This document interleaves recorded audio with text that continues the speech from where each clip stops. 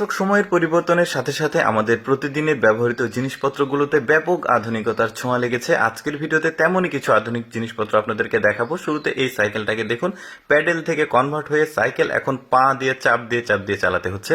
এরপরে দেখুন, এটা এমন একটা ফার্নিচারের ম্যাটেরিয়ালস, আপনি এই ফার্নিচারটাকে যে কোনো রূপে কনভার্ট করতে পারবেন, অর্থাৎ এটাকে বেড হিসেবে, সোফা হিসেবে, টেবিল হিসেবে কনভার্ট করতে পারবেন। প্রয়োজন শেষে এটাকে আবার জোরে ফ্লেক্সিবল করে ছোট্ট করে রেখে দিতে পারবেন। তারপরে দেখুন কাঁচের ইট, এমন অদ্ভুত সুন্দর কাঁচের ইট আপনারা আগে কখনো দেখেছেন কিনা আমি জানি না, তবে আমার কাছে বেশ চমৎকার লেগেছে। আর একটা ব্যাপার হচ্ছে, এটাকে মানে প্রকৃত দেয়াল হিসেবে ব্যবহার না করে দেয়ালের ভেতরের ইন্টেরিয়ার ডিজাইন অর্থাৎ সৌন্দর্যের জন্য এই ইটগুলো ব্যবহার করতে হয়, দেখতে বেশ চমৎকার। আরেকটা আপডেট প্রযুক্তি দেখাই, দেখুন ছাদের ঢালাই করার জন্য রডগুলোকে বাধাই করতে হয়। এটা বেশ জটিল একটা কাজ। এই মেশিনটা কিন্তু অটোমেটিক সেই কাজটা করে দেবে, জাস্ট রডের উপর রাখতে হবে, তাহলে কিন্তু সে রডের ভেতরে তারগুলো পেঁচিয়ে পেঁচিয়ে এই জিনিসটাকে শক্তপোক্ত করে পারফেক্ট ক্যালকুলেশন করে এটা কাজটা করবে। তারপর ছোট্ট একটা ডিভাইস দেখুন, এখানে পানি গরম করার জন্য কিন্তু অনেকটা সময় লাগে, অনেক কিছু ব্যবহার করতে হয়। আর এই জিনিসটা আপনি কিন্তু পানি খুব কম সহজে গরম করতে পারবেন, এটাকে মিটারও রয়েছে। এরপরে দেখুন আপডেট একটা ফার্নিচার, দেখুন কিভাবে জোরে দেখা যাচ্ছে, চেনের মতো করে তৈরি করেছে ওরা, আমার কাছে বেশ চমৎকার লেগেছে।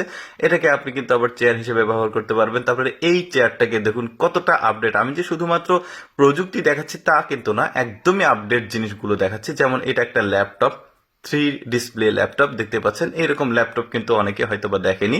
দেখুন আপনি কিন্তু ভাঁজ করে এটাকে সুন্দরভাবে রেখে দিতে পারছেন, সামনের জোন কিন্তু দেখতে পাবে, পেছনের জন্য দেখতে পাবে, চমৎকার। এরপরে দেখুন এই ব্যক্তিটা ব্যাটারি বা বিদ্যুৎ ছাড়া কিভাবে একটা ফ্যান বা একটা জিনিস ডিভাইসকে আপনি চালাবেন, এটার একটা প্রযুক্তি আবিষ্কার করেছে। আমার কাছে বেশ চমৎকার লেগেছে, রাবার দিয়ে, মানে এটা একটা নমুনা দেখানো হয়েছে, এটা দেখে মূল জিনিসটাকে তৈরি করবে, দারুণ একটা ব্যাপার কিন্তু। তারপরে দেখুন পাহাড়ি অঞ্চলে অনেক উঁচু নিচু পাহাড় থাকে, সেগুলোতে দুর্গম পাহাড়ে জিনিসপত্র ভারীগুলো নিয়ে যাওয়া নিয়ে আসা পাহাড়ি মানুষদের জন্য অনেকটা কষ্টকর, তো তারা ড্রোন ব্যবহার শুরু করেছে, অর্থাৎ খুব কম সময়ে দুর্গম জায়গাগুলো থেকে ভারী জিনিসপত্র নিয়ে আসা নিয়ে যাওয়ার জন্য তারা এই ড্রোনের ব্যবহার করে। এতে কিন্তু তাদের কাজগুলো অনেকটা সহজ হয়ে গেছে, এটা যদিও প্রযুক্তির ব্যাপার। এরপরে দেখুন কৃষকদের হাতে যে ধান লাগানোর ব্যাপারটা অনেক সময় সাপেক্ষ হয়, অনেক খরচের ব্যাপার হয়, বাট এমন একটা মেশিন তৈরি করেছে, এই মেশিনটা জাস্ট সাইকেলের মতো টান দিয়ে নিয়ে যাচ্ছে, ধানগুলো ওখানে সাজানো আছে, ধানের গাছগুলো কিন্তু অটোমেটিক রোপণ হচ্ছে।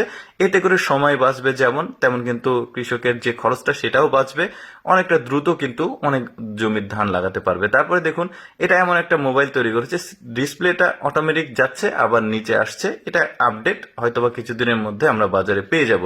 দর্শক, আমি সবসময় চেষ্টা করি আপনাদের সামনে নিত্য নতুন জিনিসগুলো উপস্থাপন করার, এইরকম ভিডিও প্রতিদিন দেখতে আমাদের